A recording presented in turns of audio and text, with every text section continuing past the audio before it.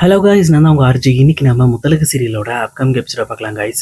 இங்கே முத்தலகுமே வந்து மீனாட்சி தான் தன்னோட குழந்தைன்னு நினச்சி தப்பாக நினச்சி அந்த குழந்தையுமே எடுத்துடுறாங்க. அதே நேரத்தில் பூமியுமே சரவணனை பார்த்து ரொம்பவே வருத்தப்பட்டுட்டு இருக்காரு. உங்கள் அம்மாவுக்கு நம்மள அடையாளம் தெரிலப்பா, இந்த மாதிரி வந்து மீனாட்சி மேலே ரொம்ப பாசம் இருந்ததுனால இனிமேல் மீனாட்சி தான் அவங்களோட குழந்தைன்னு சொல்லி நினச்சிட்டு இருக்காங்க அப்படின்னு சொல்லிட்டு அவங்களுமே ரொம்ப மனசளவில் வருத்தப்பட ஆரம்பிக்கிறாங்க. அதே நேரத்தில் இந்த பக்கம் முத்தலகுமே இருந்துக்கிட்டு அந்த மீனாட்சி எடுத்துகிட்டு வந்துட்டு வெளியில் இங்கே பேச்சுக்கிட்டேயுமே வந்து எனக்கு இப்படி ஒரு குழந்தை இருக்குன்னு ஏன் யாருமே சொல்லலை, ஏன் இப்படி எல்லாத்தையும் என்கிட்ட மறைச்சிட்டீங்க அப்படின்னு சொல்லிட்டு அவங்களுமே ரொம்ப சந்தோஷத்தோட அவங்க கிட்ட கேட்டுக்கிட்டு இருக்காங்க. விஷயம் என்ன அப்படின்னா, மீனாட்சி அவங்க கையில இருக்கிறதுனால அவங்களுக்கு தலைகாலே புரியல. சொல்லப்போனா என் குழந்தை என்ன மாதிரியே இருக்கா அப்படின்னு சொல்லிட்டு பயங்கரமா எக்ஸைட்மெண்ட் ஆயிட்டு அந்த குழந்தைய தூக்கிட்டு அங்கிருந்து போக ஆரம்பிக்கிறாங்க. ஆனா அதே நேரத்தில் இதை பார்த்துட்டு இருக்க அஞ்சலியுமே ரொம்ப கோவப்பட்டு என் குழந்தை எங்க தூக்கிட்டு போறீங்க அப்படின்னு சொல்லிட்டு அவங்க கிட்ட இருந்து அந்த குழந்தைய பிடுங்கிறதுக்காக வராங்க. ஆனா அப்ப கரெக்டா பேச்சையுமே நிறுத்தி இந்த பிரச்சனைக்கெல்லாம் முக்கியமான காரணம் நீ தான், அதனால கண்டிப்பா இந்த குழந்தைய முத்தலை கிட்ட இருந்து பிரிக்க முடியாது, அவ மனநல சரியா வர வரைக்கும் இந்த மாதிரி அந்த குழந்தை தான் அவகிட்ட இருக்கணும் அப்படின்னு சொல்லி சொல்றாங்க. இதை கேட்டோன்னு பாண்டியம்மாவும் இருந்துகிட்டு என்னக்கா இப்படி சொல்றீங்க, அவ பெத்த குழந்தைய விட்டுட்டு எப்படி இருக்க முடியும் அப்படின்னு சொல்லி கேட்கறாங்க. அப்ப இந்த பக்கம் அவன் பேச்சையுமே இருந்துகிட்டு இந்த பிரச்சனையை ஆரம்பிச்சு வச்சது அஞ்சலி தான், ஏற்கனவே இந்த மாதிரி வந்து பூமிக்கும் அஞ்சலிக்கும் கல்யாணம் விஷயத்த சொல்லாம இருக்கணுங்கிறதா நம்மளோட பிளானு. ஆனா இந்த மாதிரி அஞ்சலி தான் வாய் வந்து தேவையில்லாம விட்டுட்டா. இப்ப அவ பேசினதுனாலதான் இவ்வளவு பெரிய பிரச்சனை ஆயிருக்கு. இப்ப முத்துலை கிட்ட இந்த உண்மையை நம்ம போய் சொன்னோம் அப்படின்னா அவளோட மனசு தாங்காது. ஏற்கனவே டாக்டர் சொல்லியிருக்காரு அவளுக்கு நிறைய பிரச்சனைகள் இருக்கு, அதனால அவளுக்கு அதிர்ச்சி தர்ற மாதிரி எந்த ஒரு ஞாபகத்தையுமே நம்ம கொண்டு வரக்கூடாது அப்படின்னு சொல்லிட்டு அவங்களுமே ஒரு முடிவுக்கு வராங்க. ஆனா இது கேட்ட உடனே தான் இந்த பக்கம் அஞ்சலிக்குமே ஒரு ஐடியா வருது. பேசாம இந்த விஷயத்த அவங்க கிட்ட சொன்னாலே கிட்டத்தட்ட நம்மளோட வேலை பாதி முடிஞ்சிடும் போல இருக்கு அப்படின்னு சொல்லி யோசிச்சாலும் இன்னொரு பக்கம் மீனாட்சி தன்னை விட்டு பிரிஞ்சதுனால கொஞ்சமா கோவப்பட்டுட்டு அவங்களுமே தன்னோட ரூமுக்கு போறாங்க. அதே நேரத்துல இந்த பக்கம் பேச்சையுமே வந்து இதுதான் லாஸ்டா இருக்கணும், இதே மாதிரி மறுபடியும் முத்தலை கிட்ட இந்த மாதிரி ஏதோ உண்மை போய் சொல்றேன் அப்படின்னு சொல்லிட்டு ஏதாவது சொல்லி அவளுக்கு ஏதாவது ஆச்சு அப்படின்னா உன்னை நான் தொலைச்சிருவேன் அப்படின்னு சொல்லி இந்த பக்கம் வந்து பேச்சையுமே அஞ்சலியை மிரட்டி தான் விடுறாங்க. இன்னொரு பக்கம் அஞ்சலியுமே இருந்துகிட்டு தன்னோட அம்மாவுக்கு கால் பண்ணி நடந்த விஷயத்த எல்லாமே சொல்லிட்டு இருக்காங்க. அதை கேட்ட ரஜினாமே இருந்துகிட்டு எனக்கு தான் தெரியுமே, சொல்லப்போனா அந்த மீனாட்சிக்காக தான் நீ அந்த வீட்லயே இருக்க, அந்த மீனாட்சி இல்லை அப்படின்னா உன்னை எப்போ அந்த வீட்டோட துரத்திருப்பாங்க அப்படின்னு சொல்லிட்டு அஞ்சலியை பார்த்து ரொம்ப டீஸ் பண்ற மாதிரி பேசிட்டு இருக்காங்க.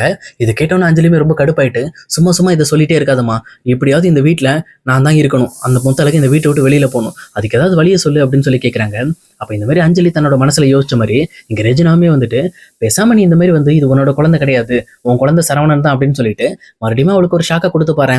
சொல்லப்போனா யாருக்குமே தெரியாம கூட இந்த டைம் நீ சொல்ற விஷயம் வேற யாருக்கும் தெரியக்கூடாது, இது மாதிரி ரகசியமா பண்ண அப்படின்னா அவளுக்கும் கொஞ்சம் அதிர்ச்சி ஆகும். சொல்லப்போனா அவ எல்லா விஷயத்தையும் மறந்துட்டேன்னா அப்புறம் ஏன் இந்த வீட்டுல இருக்க போறா அப்படின்னு சொல்லிட்டு ரெஜினாவுமே விளையாட்டுத்தனமா பேசுறாங்க.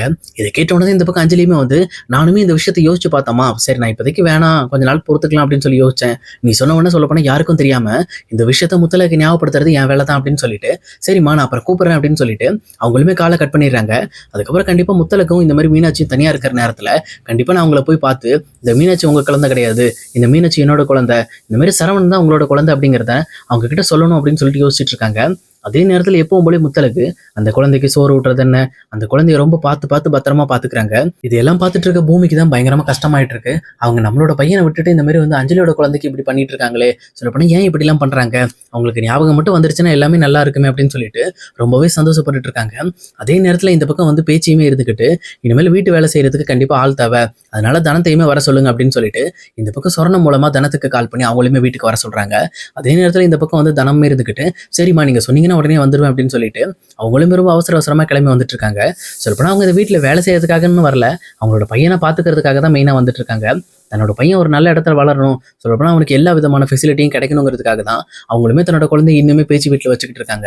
அவங்களுமே ஒரு பக்கம் கிளம்பி வந்துட்டு இருக்க இந்த பக்கம் அஞ்சலியுமே இருந்துக்கிட்டு முத்தலக்க தனியா மீட் பண்ணி இந்த விஷயத்தை பத்தி பேசிடலாம் அப்படின்னு சொல்லிட்டு அவங்களும் இந்த மாதிரி மீனாட்சி தனியா இருக்கும்போது டைரக்டா முத்தலக ரூமுக்குள்ளே பூந்துடுறாங்க.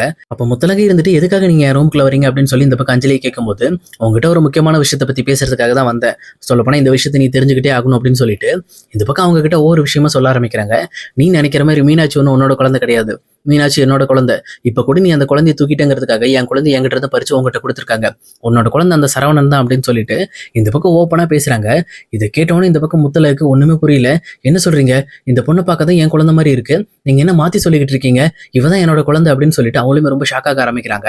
ஆனா அதே நேரத்துல இந்த பக்கம் யாருமே எதிர்பார்க்காம தனம் ரூமுக்கு வராங்க. வந்துட்டு என்ன அஞ்சலி பயங்கர பிஸியா இருக்கீங்க போல இருக்கு அப்படின்னு சொல்லிட்டு ரொம்ப மிரட்டுற தோணியில அவங்க கிட்ட பேச ஆரம்பிக்கிறாங்க.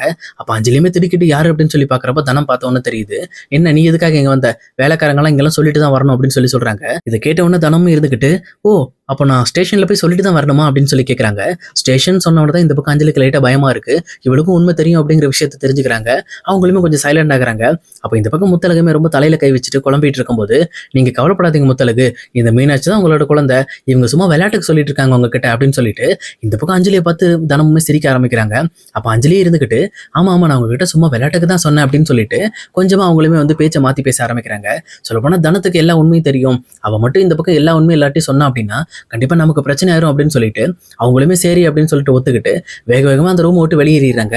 அப்போ இந்த பக்கம் முத்தழகுமே இருந்துட்டு, என்னக்கா சொல்றீங்க, அவங்க வேற ஏதோ சொன்னாங்க அப்படின்னு சொல்லி கேட்கிறப்போ, அவங்க அப்பப்போ அப்படிதாம்மா விளையாடுவாங்க, அவங்கள பத்தி உனக்கு தெரியாது, அவங்க ரொம்ப மோசமானவங்க, எப்பவுமே அப்படிதான், நல்லா புரிஞ்சுக்க, இந்த மீனாட்சி தான் உன்னோட குழந்தை, புரியுதா, அவன் குழந்தைய அவங்ககிட்ட இருந்து யாரும் பிரிக்காம பாத்துக்க, அதே மாதிரி இந்த சரவணனை நான் பாத்துக்கிறேன், ஒன்றும் பிரச்சனை இல்லை அப்படின்னு சொல்லிட்டு சரவணனை பாக்குறதையும் அவங்களே பாத்துக்கிறேன் அப்படின்னு சொல்லி சொல்றாங்க. இது கேட்டவொன்னே முத்தழகுக்கு, எனக்கு ஒண்ணுமே நான் புரியலக்கா, இந்த வீட்டுல என்னென்னமோ நடக்குது, நிறைய விஷயங்கள் எனக்கு ரொம்ப புரியாமே இருக்கு அப்படின்னு சொல்லி சொல்றாங்க.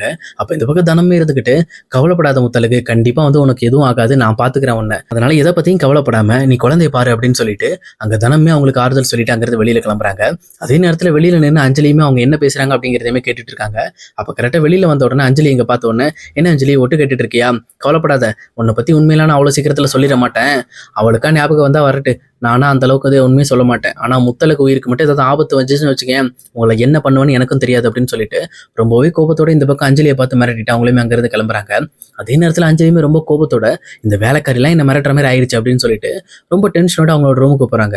போனது மட்டும் இல்லாம அவங்களோட அம்மாவுக்கு கால் பண்ணி இந்த மாதிரி நடந்த விஷயத்தை பத்தி பேச ஆரம்பிக்கிறாங்க.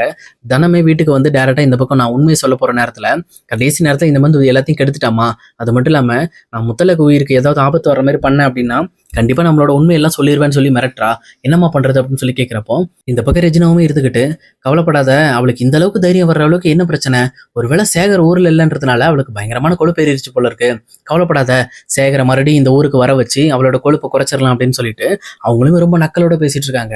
சொல்லப்போனா ரெஜினாவுமே வந்து எல்லாத்துக்குமே ஒரு சொல்யூஷன் வச்சுட்டு தான் இருக்காங்க.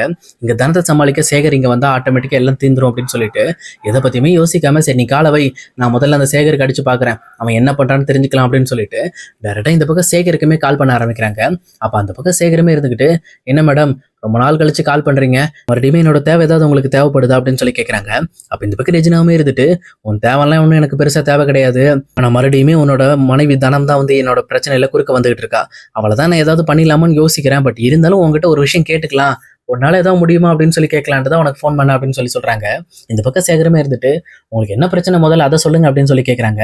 அப்ப இந்த பக்கம் வந்து முத்தழகுக்கு இந்த மாதிரி வந்து பழைய விஷயங்கள்லாம் மறந்து போச்சு அங்க நடந்த ஆக்சிடென்ட்னால, அதனால அந்த விஷயங்களை ஞாபகப்படுத்தினா மறுபடியும் அவ எல்லாத்தையும் மறந்துடுவா, என் பொண்ணோட வீட்டு பிரச்சனையும் ஈஸியா தீர்ந்து போயிடும், அதுக்காக தான் இதெல்லாம் பண்ணிக்கிட்டு இருக்கேன், ஆனா இதுக்கு குறுக்க வந்து உன்னோட மனைவி நின்றுகிட்டு இருக்கா, அவகிட்ட எந்த ஒரு உண்மையும் சொல்லக்கூடாது அப்படிங்கிறதுக்காக அவளே வந்து குறுக்க நின்று இந்த மாதிரி வந்து முத்தழகுக்கு பதிலா அவளே பலியாயிருவா போல இருக்கு அப்படின்னு சொல்லிட்டு ரொம்பவே இந்த பக்கம் சேகரை மிரட்டுற மாதிரியே பேச ஆரம்பிக்கிறாங்க.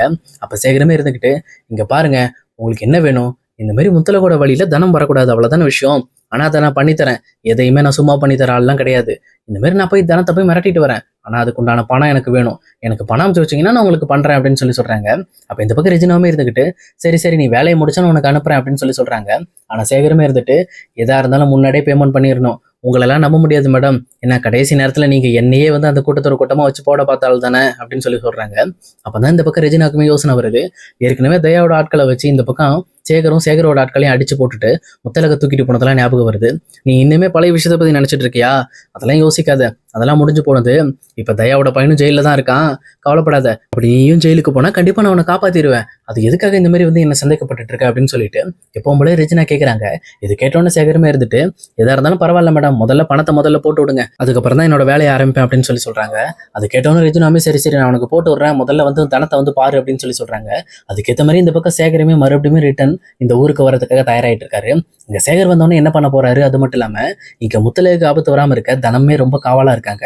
இந்த மாதிரி வந்து தனம் மட்டும் இல்லை அப்படின்னா மறுபடியும் முத்தழகுக்கு ஏதாவது ஒரு பிரச்சனை வர வாய்ப்பு இருக்கு, அதனால முத்தழகு எப்படிலாம் இந்த பிரச்சனையில இருந்து தப்பிக்க போறாங்க, அவங்களோட ஞாபகம் வருமா வராதா அப்படிங்கிறத இனி வரப்போற எபிசோட்ல கண்டிப்பா பார்க்கலாம் கைஸ். இந்த வீடியோ உங்களுக்கு பிடிச்சிருக்குன்னு நினைக்கிறேன், பிடிச்சிருந்தா மறக்காம லைக் பண்ணிடுங்க, இதே மாதிரி வீடியோஸ் வேணும் அப்படின்னு நம்ம சேனல் ஞாபகமா சப்ஸ்கிரைப் பண்ணி வச்சுக்கோங்க. ஓகே காய்ஸ், see you இன்னொரு வேறலான வீடியோல நம்ம மீட் பண்ணலாம்.